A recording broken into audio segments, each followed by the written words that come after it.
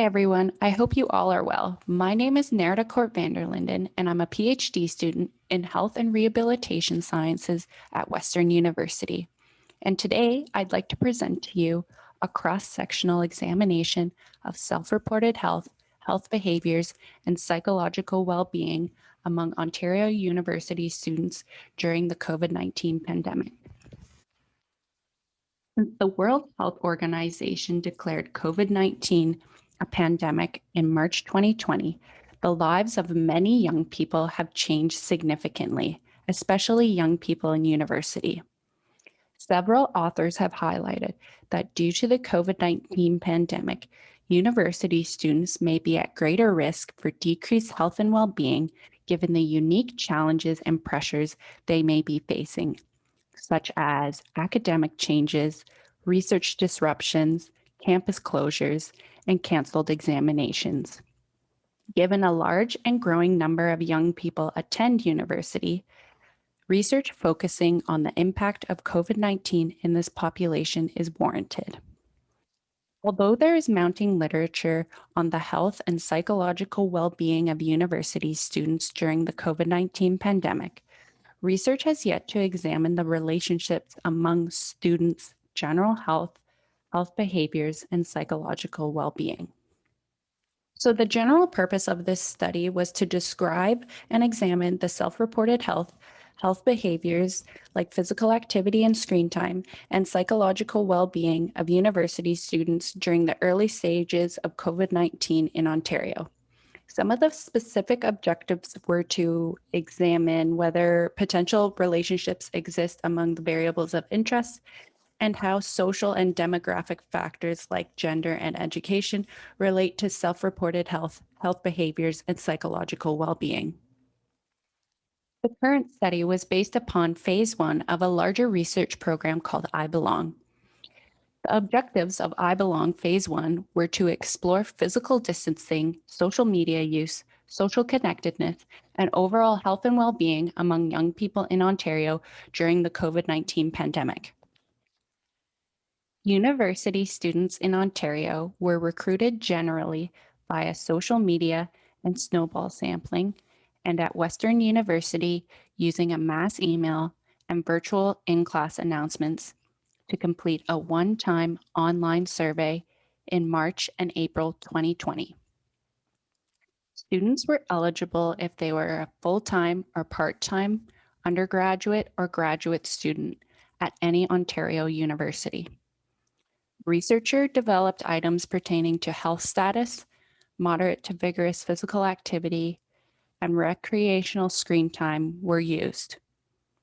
Psychological well-being was measured using the two subscales of anxiety and depression in the Brief Symptoms Inventory 18.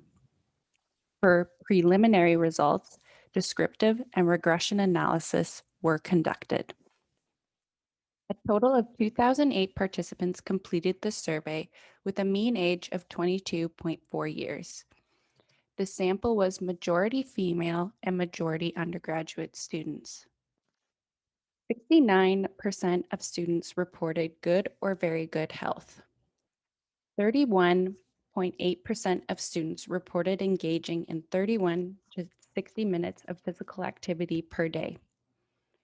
5.5% of students reported engaging in more than 60 minutes of physical activity per day. And 63% of students reported screen time use at around 5 to 10 hours a day. 93.1% of students had low depressive symptoms, and 81.6% had low anxiety symptoms at the start of the pandemic. A preliminary regression analysis showed that females and young students ages 17 to 24 had significantly higher levels of anxiety and depression symptoms compared to males and older students ages 25 and older. Males and undergraduate students reported significantly better health than females and graduate students. And screen time was significantly higher among males and young students than females and older students. Lastly, this study found no significant predictors of physical activity in university students.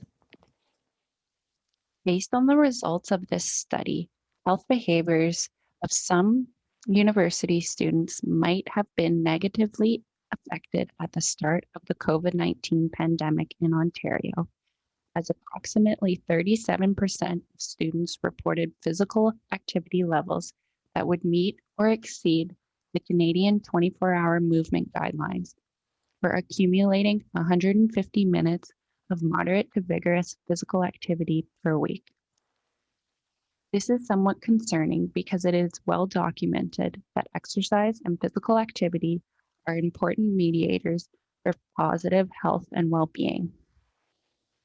Furthermore, 63% of university students engaged in 5 to 10 hours of recreational screen time, which is well above the recommended 3 hours of screen time per day as outlined by the 24-hour movement guidelines.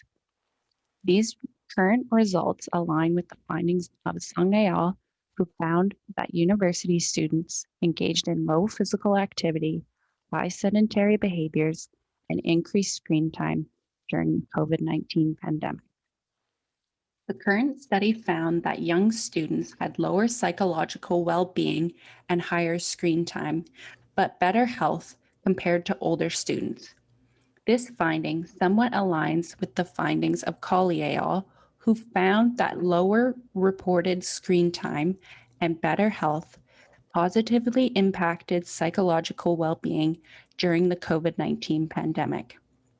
It seems that low screen time may be a key aspect for psychological well-being among university students, given the results of the current study. Thus, more research is warranted in this area. Although this study provides valuable information, it only provides a snapshot of university students' responses about their health behaviors, and psychological well-being during the early phases of the COVID-19 pandemic in Ontario. Given we are now almost a year into the pandemic, it would be important to investigate these changes over time and by using validated health behavior instruments. As such, our research team is currently conducting a longitudinal study called I Belong Phase 2, consisting of 3 surveys, 2 of which have already been completed, to examine the impact of the COVID-19 pandemic among young people over time. Thanks so much for listening, and now I'll take any questions you may have.